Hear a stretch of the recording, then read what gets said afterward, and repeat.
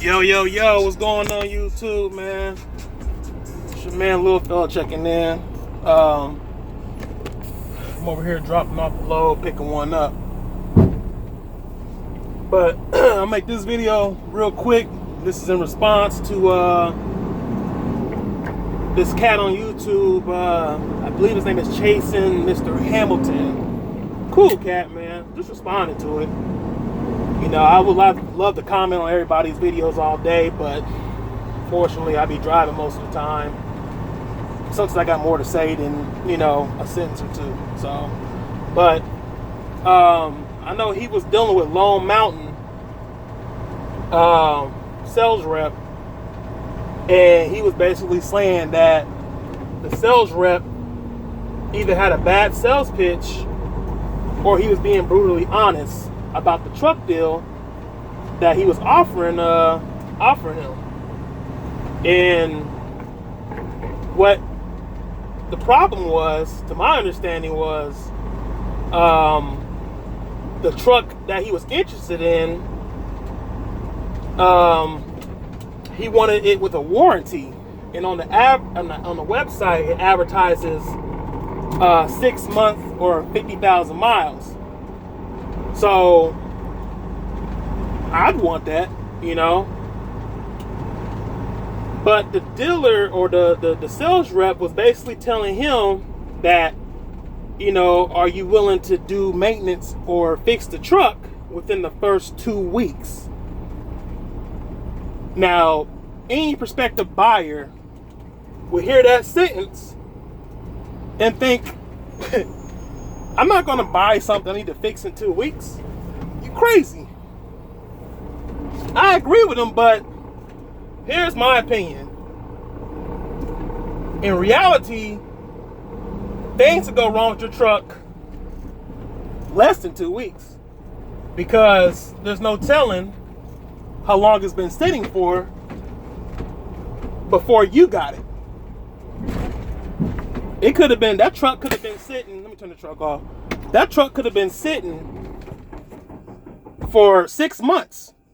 There's no real telling how long the truck's been sitting for.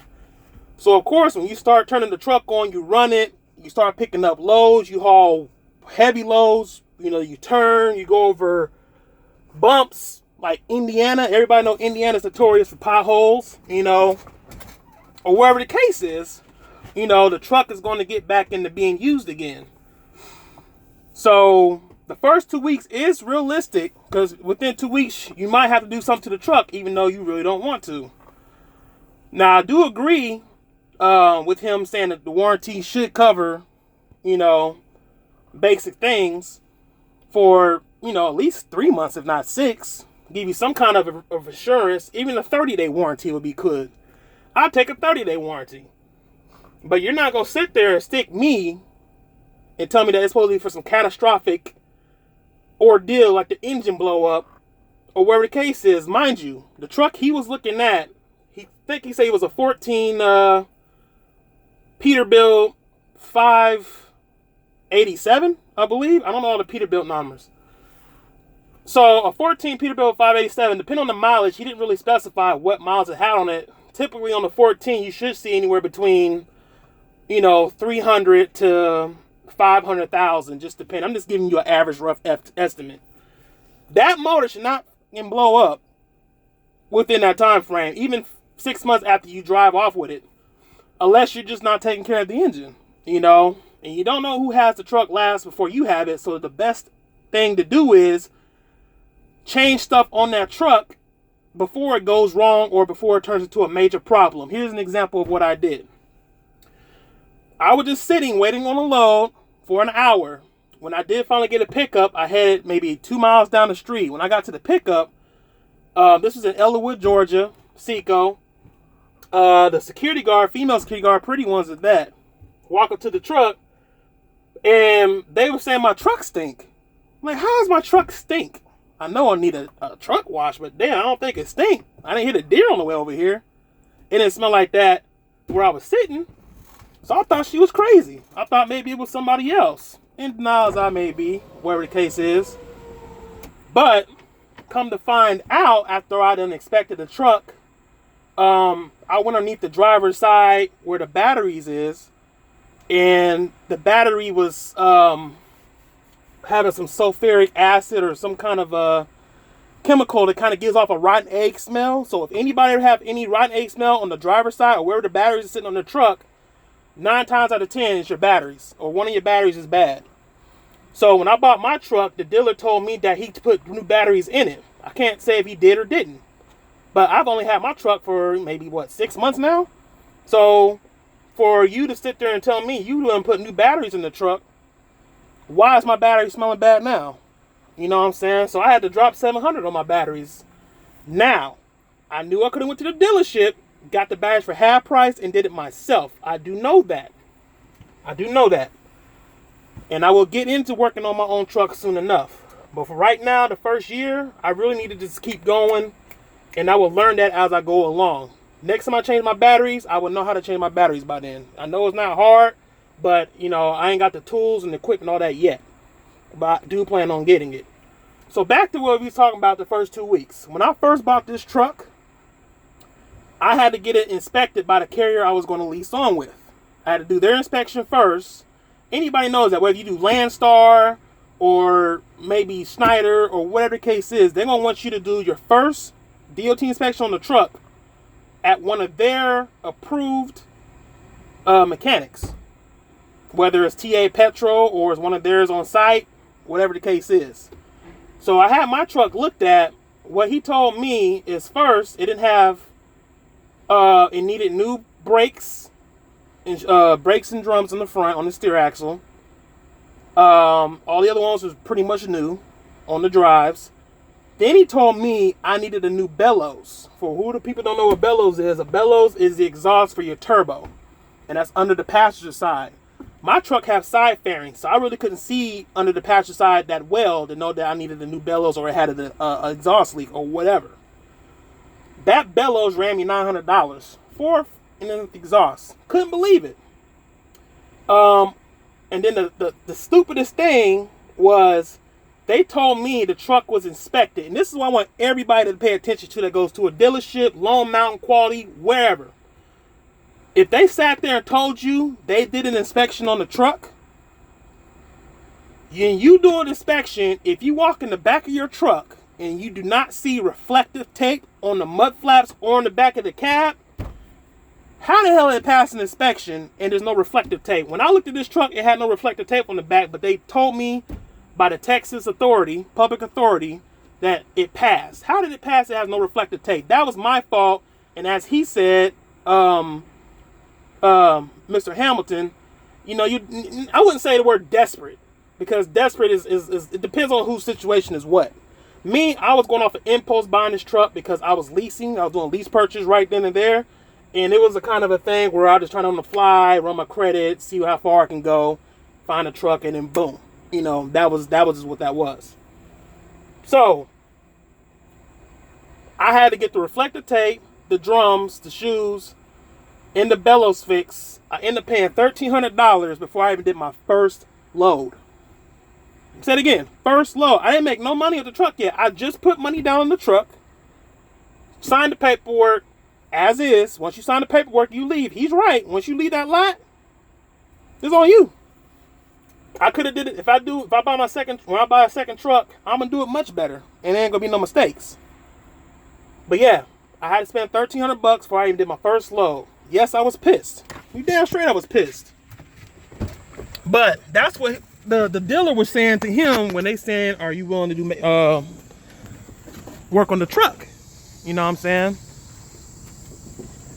So that's all that is. I don't think the dealer was doing a bad sales pitch, even though it's their job to sell you a truck. But at the same time, they don't want to sell you a truck and you're not willing to spend money on it. If 2 weeks go by and that's, you know, you have to spend that, that's what you're going to have to spend. That's a given. You ain't even got to worry about that. But he needs to know that, because the thing is, that truck break down and you don't want to fix it, or it's way out of your budget. I've heard some people have $15,000 problems in such a short time, or even have a chain reaction where it's a $5,000 problem, $1,000 problem, Another $2,000 problem all within the same month. So I've seen stuff like that.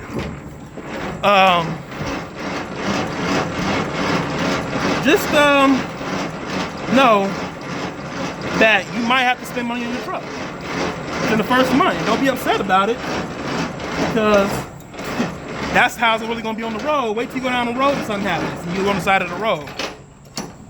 Then what you gonna do?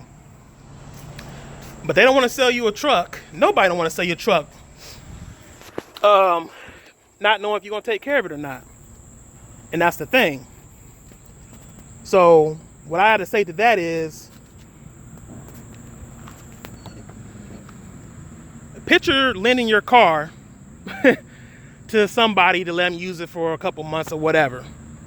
They get the car, they sign whatever little agreement y'all may have, they take off with it, they blow some tires. Let's say somebody broke into the car. I'm just using some random scenarios. So say the cost is about $1,500. You know they're not paying for it, or they ain't get it fixed, or whatever the case is. Now you gotta sit there and go through the whole trouble and hassle of finding the car, going out to recover it, or pay somebody to recover it, bring it back to one of your locations, if not your main location. Then you gotta expect it to see what they done to it since they had it. You know, this is people they gotta pay to do all this stuff, just so they can get it back on the sales floor for somebody else to buy it. And I'm not sure if that has to go through a price or how that works. But nobody want to go through that hassle, even though you get screwed in the end for breaking your lease or your finance or whatever obligation. So kind of just keep that in mind, people. I shout out to Chasen, man. Glad he's doing his thing. He said he's a young cat. You know me, I'm 31. You know, before I bought my own truck, I did plan on doing this back to when he was his age or in his age range. But man, you gotta get your feet wet. So you gotta learn stuff and I took my time because I wanted to know a lot before I feel like getting Big Red right here. You know what I'm saying? But the only issues I have with Big Red was those batteries and the bellows and stuff. Like I told you, I changed first. In the tires, I bought new tires as I put in one of my other videos. Other than that, truck been running great. I've been keeping the APU up good, and it's been running well. So that's all I'm gonna say right there. As far as, you know, Lone Mountain, Quality Leasing, Arrows, Freightliner, Kenworth, whatever dealership you deal with, whatever money you got to put down, when you sign that paperwork, you need to have it checked. I heard one guy say he went to go get a dyno check on it to see the horsepowers on it. But you could take it to TA, you could take it to the dealership. If it's a Kenworth, take it to a Kenworth dealership and tell them to do a diagnostic on the whole truck. You could take it to a couple different people and do that first. Make sure you do everything you need to check that truck. Take it to get a real DOT inspection from TA. Make sure you pass something. Make sure they have it looked at 2 times, 3 times, 4 times, whatever. Just don't be so hasty to be, you know, because you're excited that somebody say you're approved to go sign that paperwork and drive off the lot and end up in the messed up situation. Don't do that. And if I'm looking to the right a lot, and that's because I'm looking at my screen and not the camera right here. So thanks for watching the video, man. Like I said, shout out to all the truckers out there that's making YouTube videos. You know, try to get some information, some good information, some opinions from our perspectives for people that has either experienced it or they're looking to experience it. One thing I want to tell you, if you are looking to get your own truck, never stop looking. That's what one owner-operator told me, and I did not stop looking. Now I got a truck. So that's the thing right there. And that's all I'm going to sit there and tell y'all for today. I'm a little fella. I'll holler back at y'all in a minute.